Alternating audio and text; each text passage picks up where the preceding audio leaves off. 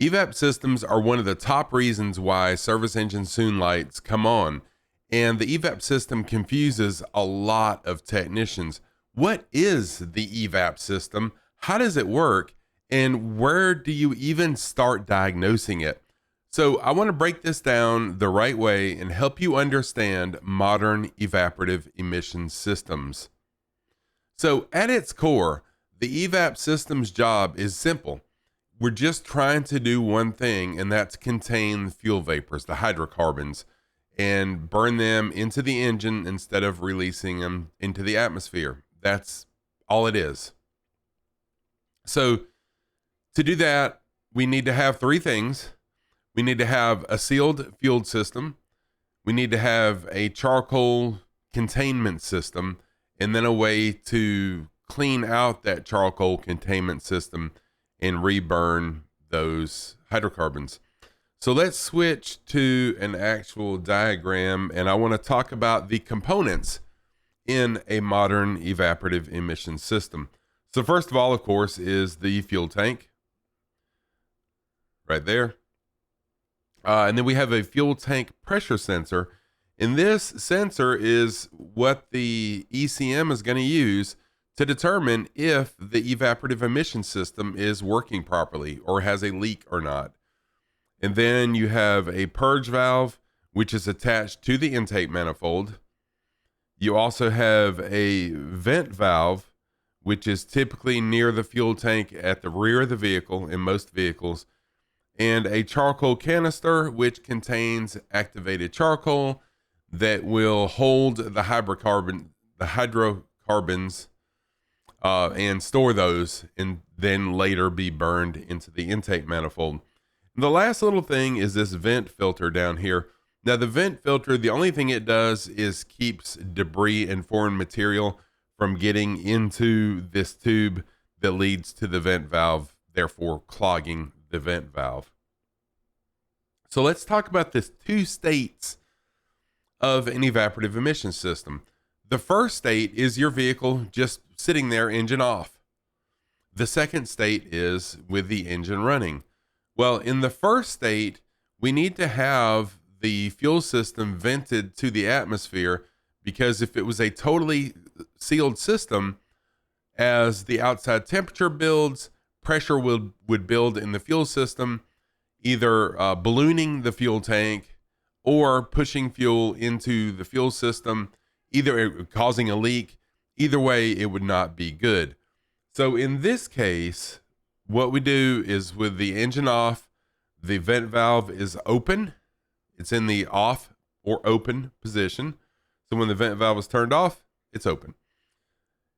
And the fuel vapors are then allowed to escape through the vent valve. But it goes from the fuel tank into the charcoal canister, and the activated charcoal in the canister grabs and holds the hydrocarbons, and then fresh air is able to vent out through the vent valve. That's how that works. So that is the sitting still, engine not running operation of an EVAP system. Gets a little more complicated with the engine running. So when the engine is running, and when the ECM decides that it's time to pull the hydrocarbons out of the charcoal canister, then the PCM is going to turn on the purge valve, which will open it up, allowing the fuel vapor to be pulled into the intake manifold and be burned as part of the fuel mixture. When it opens the purge valve, it's also going to turn off the vent valve, making it open to the atmosphere. So we get fresh air flowing into the vent valve, which is going to replace the hydrocarbons in the charcoal canister, and the hydrocarbons are burnt into the engine. So it's really a simple system once you understand how it works. So the reason why there are so many codes for the EVAP system, why we have so many problems, is For one, the number one issue that I have seen is the fuel cap. So the fuel cap over time, the rubber seal on the fuel cap may deteriorate, may get nasty, and just not seal good. And that's when you'll have a code for a large leak detected. The customer may say they have a loose fuel cap message on their dash or something to that effect. The most common codes are a P0440 something, like a P0440, P0442. So I want to talk about, how does the computer know that the system is working? How does it know what code to set, right? So that's the next thing I want to cover on this video with you. And this is where the fuel tank pressure sensor is going to come into effect. Now, my next video in this series is going to be diagnosing an EVAP system and tips and tricks on how to diagnose them. Later on in the video, I'll give you a few of those, but in my next video, we'll actually look at wiring diagram and those types of things. But what's going to happen is, while the vehicle's driving down the road at a prescribed time, the ECM is going to close the vent valve. So it will actually turn the vent valve on, which makes it in the closed or sealed position. And then it's going to open the purge valve a little bit, which will pull a vacuum on the fuel tank. Now, what you'll see on a scan tool is either inches of mercury, inches of H2O, or, inches of water or inches of mercury is what you'll typically see. And you're looking for a negative number, of course. So what it's going to do is pull a vacuum on the fuel tank. I'm going to say approximately 8 inches of water negative on the fuel system, on the fuel tank. And then it's going to close the purge valve and just wait. Therefore, the system should be completely sealed once the purge valve's closed, once the vent valve's closed. Then it's going to wait a prescribed period of time and see how long it takes for this vacuum to go away. Now, if it drops immediately from a negative number to 0 within a second or so, then it's going to say, oh, the gas cap must be loose. Let's put a message on the dash for the customer, the driver, to check the gas cap, because that's the most likely culprit of a large leak detected. It can be any other thing. It could be a cut hose, a broke hose, a hose that's been chewed through. But the manufacturers have decided that the most likely cause is just a loose gas cap. So if it does that, and it's a gradual decline from -8 or whatever the number is to 0, then it's going to be a small leak detected. And that's where it gets a little tricky with diagnosing. But let's talk about a couple of other scenarios. If you had a purge valve stuck open, that can actually collapse the fuel tank if the fuel tank pressure sensor is not working properly.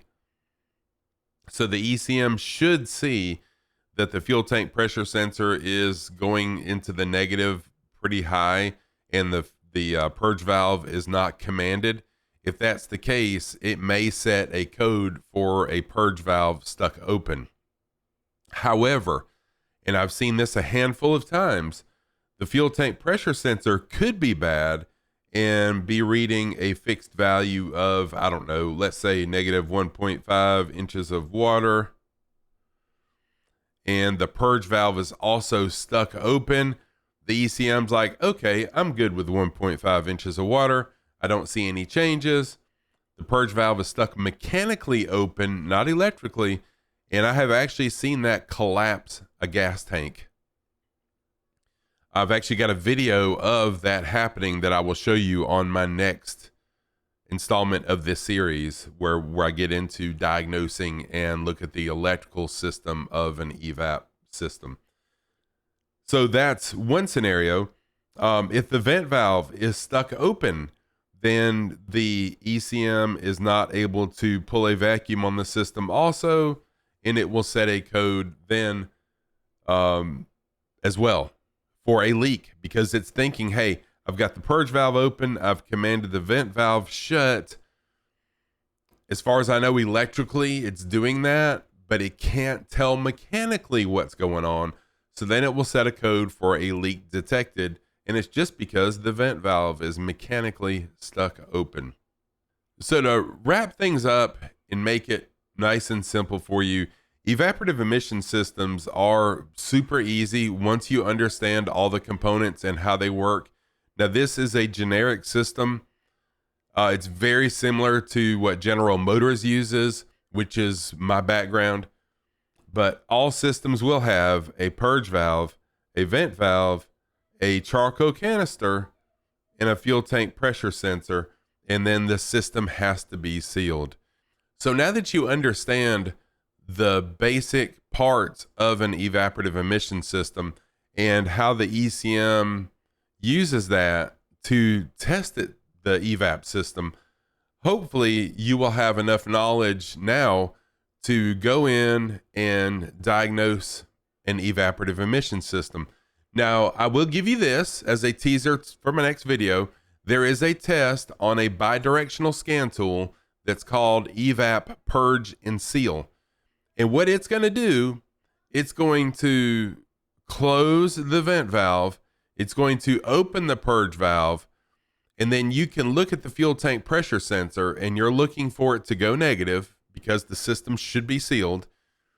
And then when you hit seal, it will shut the purge valve, and it should hold that vacuum. Now, in my experience, the vacuum will bleed off very slowly. That is normal. But if it bleeds off fast or relatively fast, then you have a problem and you need to find the leak. A lot of people will use a smoke machine to find leaks. I will say, in my years of being a tech, I only used the smoke machine about 5 times.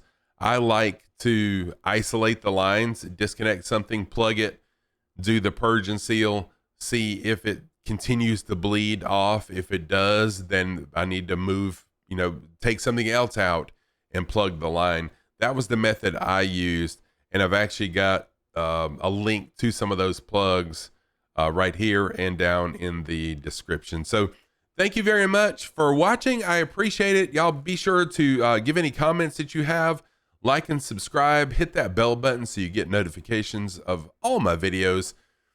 If you want to learn more about how EVAP systems even began, I've got a video on that. And I've got a video on basic electronics and how to read electrical wiring diagrams. Be sure to check that one out as well. Be looking forward to my next video, section 3 of this series, where I will get into diagnostics and looking at the wiring diagram. Thank you very much. I am Bill, and this was Bill Teaches Automotive Technology. See you next time. God bless.